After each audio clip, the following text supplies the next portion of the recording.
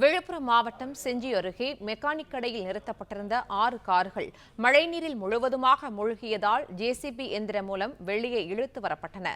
கூடுதல் விவரங்களை செய்தியாளர் சையத் வழங்க கேட்கலாம். சையத், வணக்கம். விவரங்களை பதிவு பண்ணலாம். பெங்கல் புயல் காரணமாக நேற்று அதிகாலை முதலே கனமழை பெய்து வந்த நிலையில் நேற்று முழுவதும் சூறைக்காற்றுடன் மழை பெய்து வருகிறது. குறிப்பாக விழுப்புரம் மாவட்டத்தில் முழுவதுமே மழை பெய்து வருகிறது.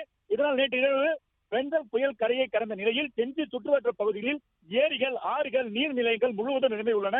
இதன் காரணமாக சங்கரபாணி ஆற்றை முழுவதும் நீர் நிரம்பி வருகிறது. மேலும் மேல்கலவாய் சாலையில் அருள் என்பதற்கு சொந்தமான 4 சக்கர வாகனம் பழுது பார்க்கும் செய்யும் கடை இயங்கி வருகிறது. இந்த கடைக்கு பின்புறம் சுமார் 6 கார்களை பழுது